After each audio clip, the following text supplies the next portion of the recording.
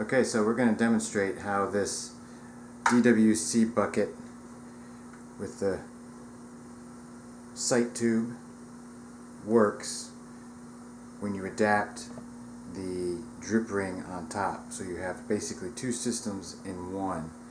And I'm just going to go through the basics real quick. This is a dirty bucket, hasn't been cleaned, so that's why we're using it for the demonstration. The material that was in here has been taken out so we can do a step-by-step and you can see what we're working with.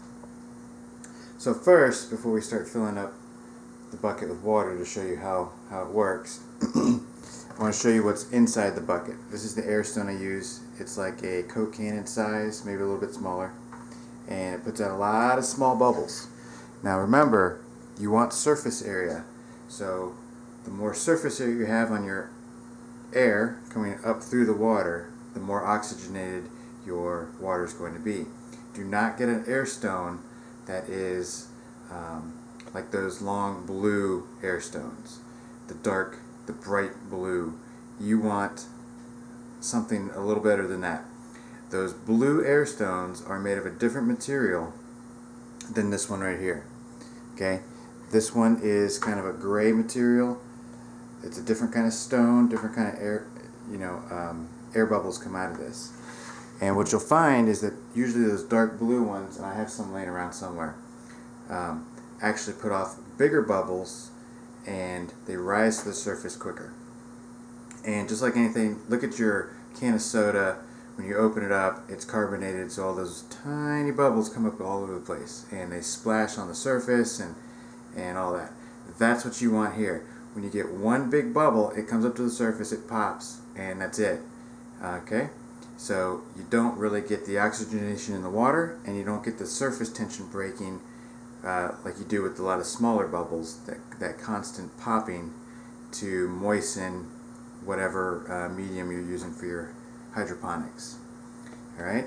So we're going to go ahead and get started. The first thing I'm going to show you is I'm going to pour some water in here, and hopefully you can see the water will start to rise, indicating where the water level is.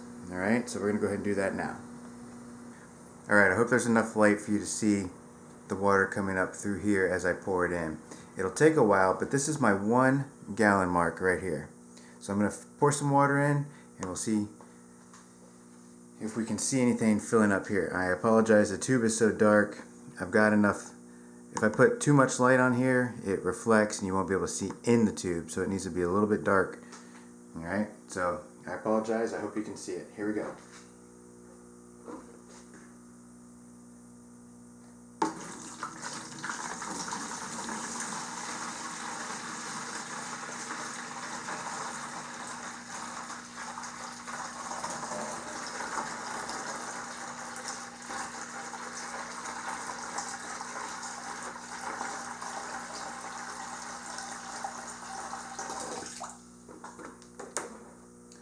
Alright, so I've poured in a little more than a gallon of water, and you can see how dark this is right here. That's the water line, so I'm just over my 1 gallon mark, and I'm going to fill it up to almost 2 gallons, and I'm going to show you a trick that I use when I'm trying to sight my water level. So here we go. Watch that water line increase as I pour water in.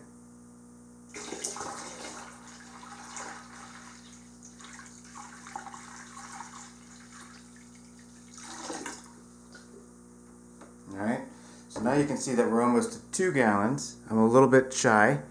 Alright, so when I go to my tent and I'm looking and I got a lot of light so I can't see this real well, what I do is I take the tube between my 1 and 2 gallons, because usually I want to have at least 2 gallons in at all times.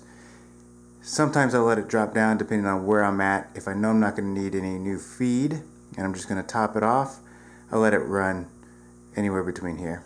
But let's say it's completely bright, can't see anything, just squeeze the tube and watch that water bounce so you can get a sight on it. We'll do it again.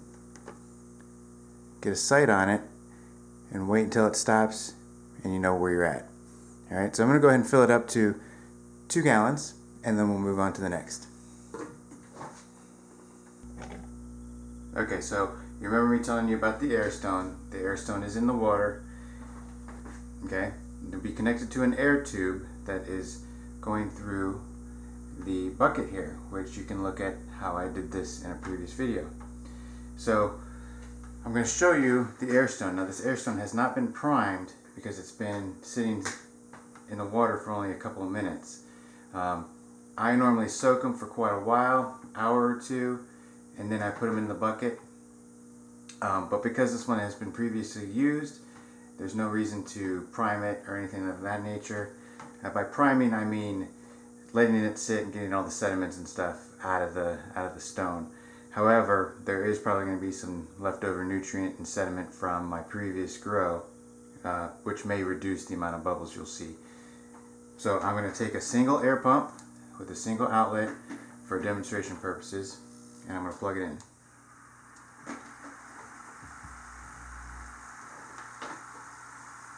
So you can see all the tiny bubbles, and you may be able to hear it. Now, this is probably reduced by a quarter to half because it is a dirty air stone, but if I put my hand in here, I can feel the moisture actually going up all the way to my wrist. So it's definitely coming up. I can feel it right here, just about an inch below the top of the bucket. And that's with just a little over 2.5 gallons of water in here. So that gives it about an 8-inch jump from the water surface to the top of the bucket. Now, this air stone is really quiet. The humming that you're hearing is probably the pump in my hands. So what this will do is this, when your nutrient solution's in here, it's going to agitate the nutrient solution, it's going to oxygenate the water, and it's going to bring that water that has both the oxygen and the nutrients up to the base of the bucket that you have in here, okay? And I'm going to go ahead and grab that right now. Again, this is a dirty bucket, so please forgive the mess. And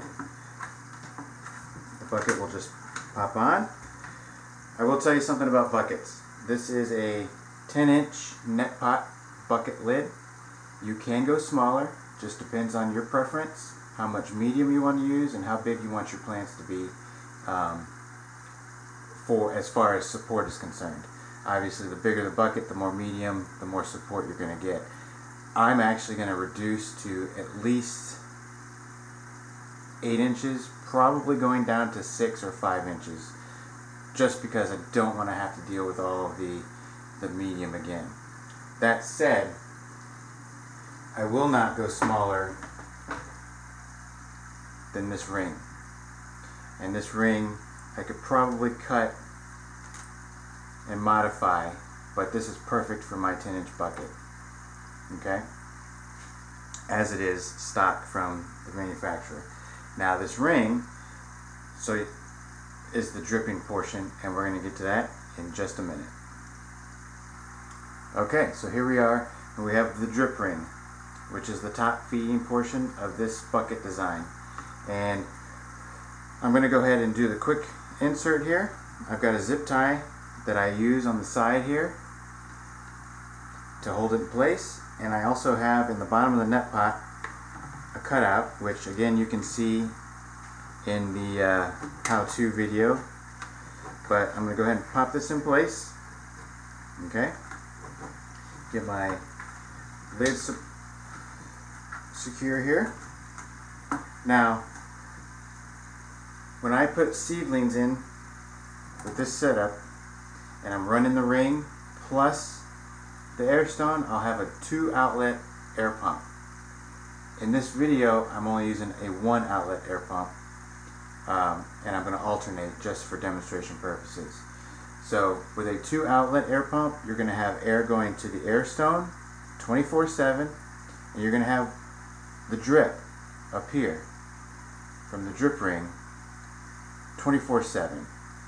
If you choose to only feed in certain intervals, you will need to do 2 things. You'll need to buy an extra air pump that's single outlet, because you'll need 2 single outlet air pumps, one for your air stone, which runs 24/7, no questions, 24/7. And you can put one on the drip ring that is attached to a timer. So you'll need the single outlet air pumps and a timer, and you'll have to associate whatever times you need to that timer, get it set up, and you're on your own at that point. I don't use a timer. It's another point of failure, so I keep it simple. 24/7, 24/7. Now, use your imagination, pretend like the air stone is still bubbling, okay? And now I'm going to show you the drip ring operation on its own. So here you have a nozzle or a nipple for your airline. Your airline's going to click on here, nice and secure, and obviously the other end of the air hose is going to go into your air pump. And when I put this in, what you'll see is water slowly percolating out of this drip ring, okay? And I usually try and put, obviously, the plant dead center of this ring, or manipulate the ring enough to get most of the medium saturated. Now, running this 24/7 means you have to have good airflow, good circulation in your air to help dry it up in that constant cycle, okay? So I'm going to go ahead and plug this in and explain what's happening.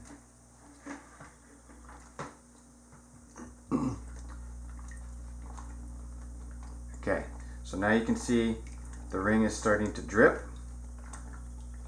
and again, this is demonstration purposes only, but you'll fine tune this, okay, by twisting the ring to prevent splash out, okay? Or you could put up some kind of barrier right here that will help prevent any kind of splashing onto the walls or your lights or whatever. You could also use any kind of rheostat to adjust how much airflow is coming through here, or even just pinching the air line somehow using one of those air hose clamps to reduce how much air is actually coming through here.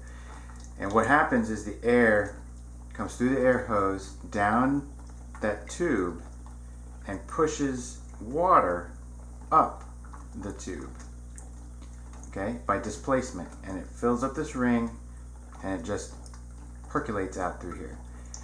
Now, if you feel like you're getting just simply too much water coming out of here and you're on a single system air pump, you can reduce the size of your air pump, and by doing that reduces the amount of air that's pushed down, which reduces the amount of water that's coming up. But I haven't had to do that. I just simply tweak my system and we're good to go. So with this system, what I've found is that I can do everything from seedlings to clones in this without having to go from one drip ring system, which feeds from the top down, which is what seedlings and clones need because they don't have the root system established to get the water from the air stone in the bottom of the bucket. When I don't need this any longer, I can simply disconnect the air hose and run only the air stone in the bottom. I could remove the whole thing if I wanted to, because this just pops right out and I can take it around the base and completely remove it. I've got plants that still have this that are over a year old.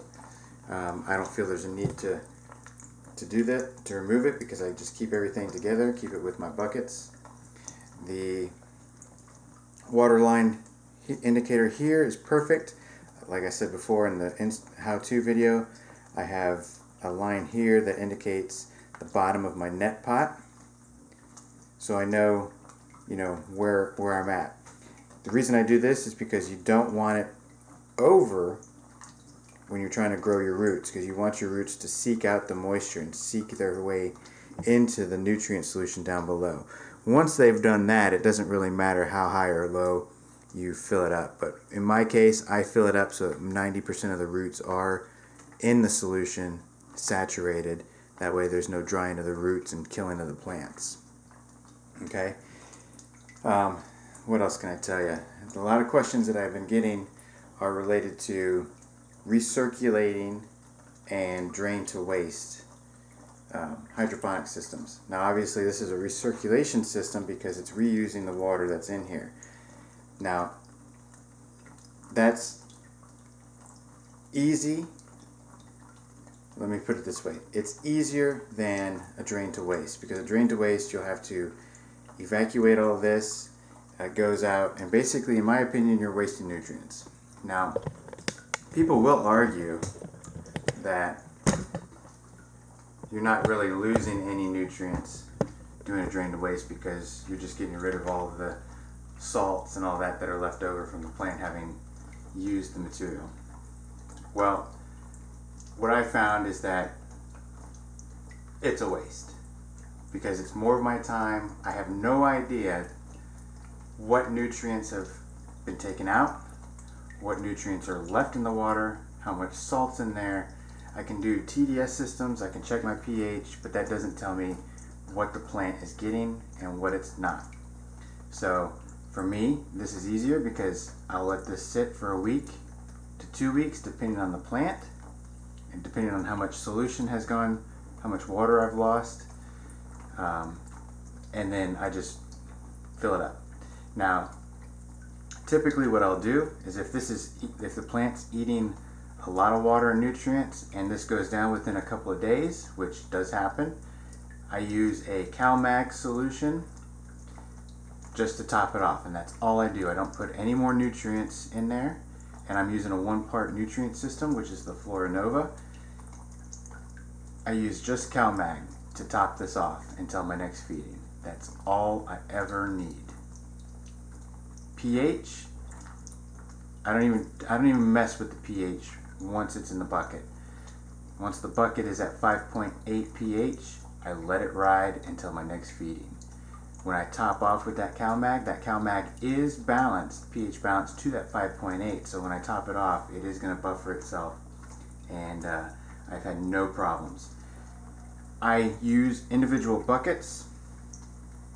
I do not tie these buckets all together, because multiple plants, or even the same plant but different strains, whatever your situation, you're going to find that one plant needs more of one nutrient than another. Sometimes you've got plants competing for the same nutrients, and you're going to start getting deficiencies. So a RDWC, a recirculating deep water culture system, is not for me. I don't have the time for that. This, I can set it and forget it, come back in a few days or a week, and everything's still good to go. No problems. It is more work, because I'll have several of these buckets that I've got to change out at that week's time, but I make time for that. This is my hobby, so that's what I like to do. I sit there and it's like a meditation for me. If you don't have that kind of time, or if you're in some kind of hurry, you're not going to find a better system. I promise you. It's all going to take you the same amount of time. If you have all these buckets tied to one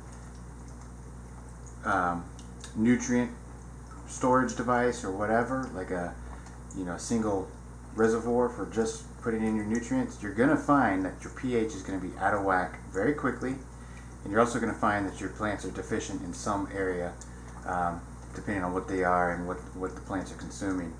And it's going to take you just as much time to figure that stuff out, adjust your settings, and whatever, as it is just to change out the buckets on a regular basis. So, again, in my opinion, this is the way to go. I've taken a deep water culture system and added that top feed ring for clones and seedlings, and you can't go wrong. It's the best of both worlds. You're getting oxygenation in the water, which, by the way, that air stone, while it may not be feeding your seedlings and your clones, it's oxygenating the water. It's keeping that nutrient solution mixed up, which prevents the clogging and calcification and all that good stuff that you'll find with just a drip ring system. If you don't believe me, you may be able to Google it. You may be able to go to Hydro Farm's website and find some information on their drip ring setup, but I guarantee you, this is the way to go. And you can do it on your own, super cheap. Sourcing out a couple of parts, you're good to go. Check out my other video on how to make it. If you have any questions, let me know.